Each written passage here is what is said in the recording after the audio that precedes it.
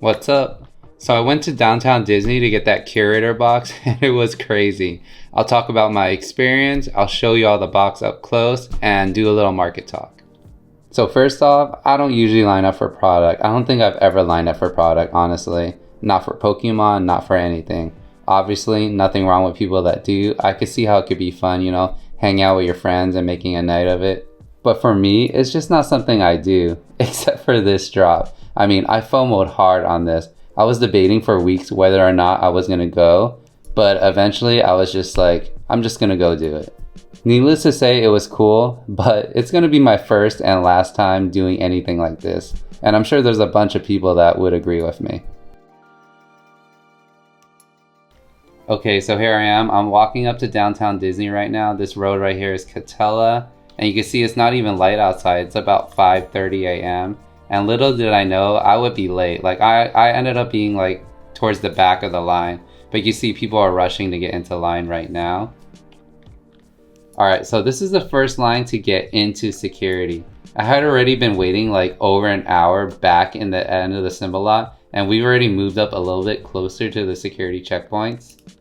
But keep in mind, this line splits into multiple security checkpoints, so you can essentially lose your spot if you choose a slower checkpoint. So after security, it's pretty much a free-for-all to get to the line to buy product. You see we're all fast walking trying to get there right now. And right here is pin traders. This is where you buy the product. And everyone in this line right here, they're going to be able to get everything, so that's cool. These people were either waiting the night before or they got hotels, so yeah, they earned their spot in line for sure.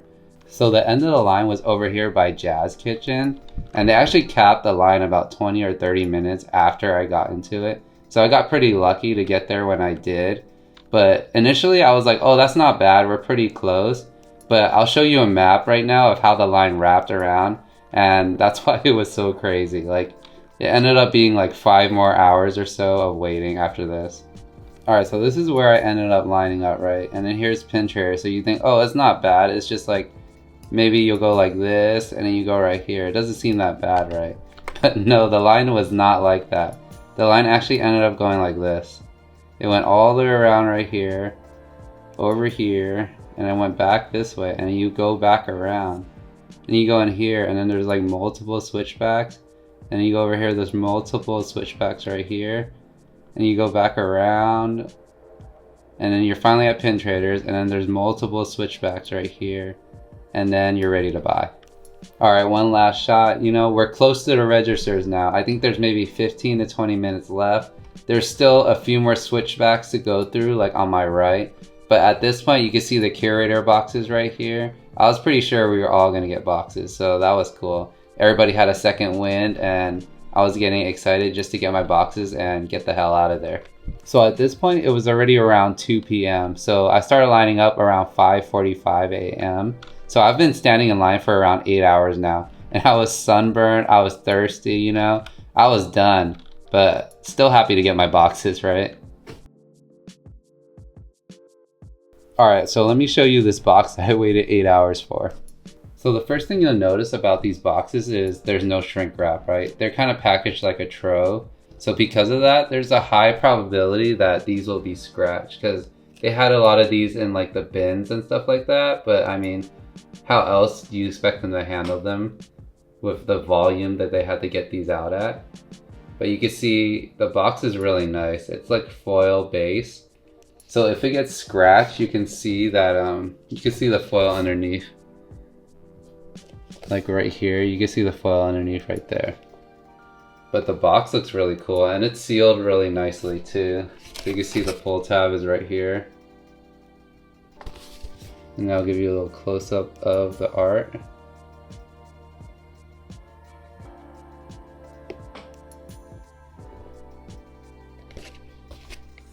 And here's the side. It looks really good. It's like really cool. And then here's the back. You'll see the cards.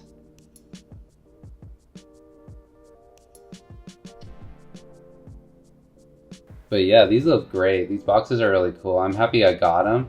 Was it worth the 8 hours? I don't know. It was still a good experience. I really wanted to see how one of these releases were. And of course I chose the craziest one to go to. But it wasn't bad. But I have a high tolerance and patience for like stuff like this. So it wasn't bad for me, but I know some people might not be able to tolerate like waiting in 8 hours in the heat. That's kind of crazy. But I mean, to each their own, right? And honestly, I'm never doing it again. But it was a good experience overall. Alright, let's do a little bit of market watching and just see how much this thing is going for. So the lowest listed is $425. And you can see there have been sales of that. Like there's one at $425, a few at $433. So people are buying them. Not a ton of sales, but people are buying them at that price. I think it will probably go a little bit lower than this eventually. And then, I don't know, if you hold on to this for a while, it'll probably go up a lot. Alright, let's take a look at what the individual cards are going for. I know it's still early, so they probably aren't accurate, but let's just take a look at it.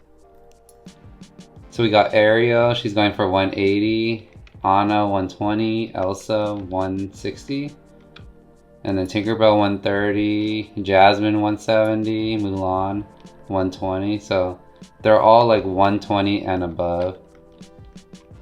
I mean, who knows if they're gonna stay at this price? They'll probably go down, but in my opinion, the art in these cards is top notch. Like, it's all unique art, so it's really cool for a collector's box.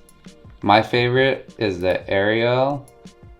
I think this one looks great. And then I really like Jasmine as well. Probably my favorite Disney princess. The Mulan one looks really good. I mean, they all look good. Like Elsa looks cool. She looks a little bit not like Elsa, but it's still a great card. Like the artwork looks really good. Anna looks really cool. And then Tink looks great as well. But I prefer Tink as like a fairy. I don't really like her as a giant. But that's just my opinion. But it's a really good looking card too. So I mean, they all look good. I mean, I wouldn't be surprised if they even stayed at this price. Just because they're really dope cards, so. I will definitely be opening one of my boxes in the future because I want all these cards. And hopefully I'll get some that are gradable. But I mean, these are just great cards to have in the collection anyways. So yeah, that was my experience getting the Curators collection at Downtown Disney. It was definitely a unique experience. But like I said, it's my first time doing it and my last time. But let me know if you got your box. What do you think of these cards? And I'll see ya.